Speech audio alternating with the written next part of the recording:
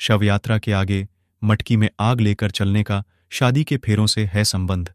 जरूर जान लें, हिंदू धर्म में मृत्यु को अंतिम संस्कार कहा गया है। इसे विधि विधान से करना बहुत महत्वपूर्ण माना गया है।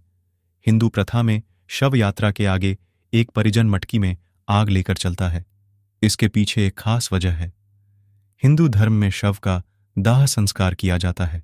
इसे 16 संस्कारों में से अंतिम संस्कार माना गया है।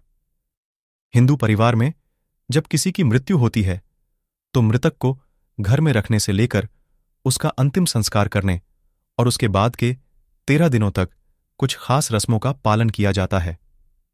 मृत्यु से जुड़ी इन परंपराओं के पीछे धार्मिक, वैज्ञानिक और मनोवैज्ञानिक कारण भी होते हैं। इन परंपराओं में एक रस्म यह भी शामिल है कि जब घर से श्मशान घाट के लिए शव यात्रा निकलती है तो शव के आगे मृतक का एक परिजन हाथ में मटकी लेकर चलता है और इस मटकी में सुलगा हुआ एक कंडा या उपला रखा रहता है। मटकी में आग लेकर क्यों चलता है? परिजन पतली रस्सी में बंधी मटकी और उससे निकलता हुआ धुआं आपने सभी हिंदू शव यात्राओं में देखा होगा। इस मटकी को हाथ में पकड़क मृतक का परिजन शव यात्रा में सबसे आगे चलता है। फिर श्मशान घाट पहुंचकर इसी मटकी की अग्नि को घास पर रखकर सुलगाया जाता है और इसी से मृतक का दाह संस्कार किया जाता है। यानी कि घर से लाई गई इस अग्नि से ही मृतक का शरीर जलाया जाता है। मृतक का घर से लाई गई अग्नि से ही अंतिम संस्कार करने के पीछे एक खास वजह है। दरअसल पुराने समय में दूल्हा दुल्हन जिस अग्नि के फेरे लेते हैं उस अग्नि को घर में स्थापित कर लिया जाता था। इसी अग्नि का उपयोग होम, यज्ञ, पूजन आदि में होता है। यहां तक कि मरने के बाद भी इसी अग्नि से दाह संस्कार किया जाता था।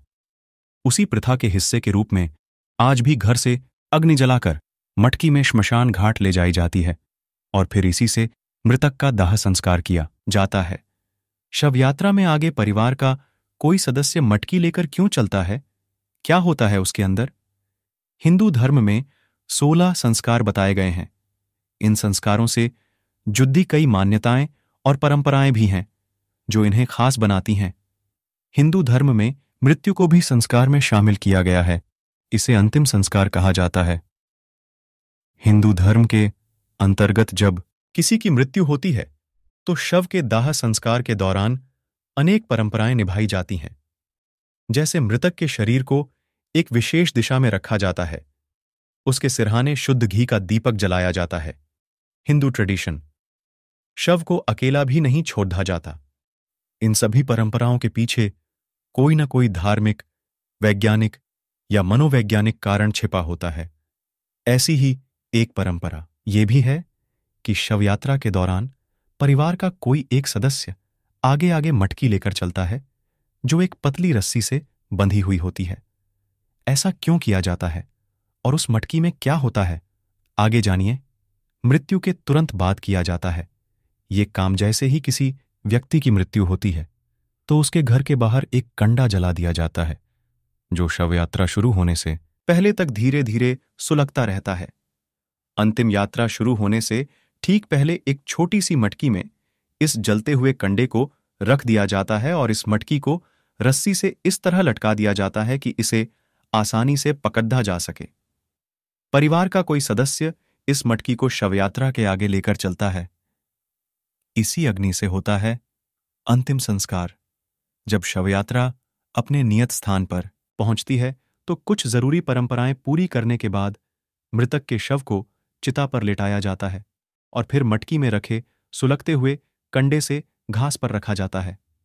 थोड़ी ही देर में घास आग पकड़ डाच लेती है और उसी अग्नि से मृतक का दाह संस्कार संपन्न किया जाता है।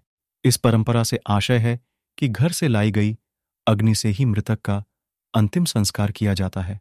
घर की अग्नि से ही अंतिम संस्कार क्यों?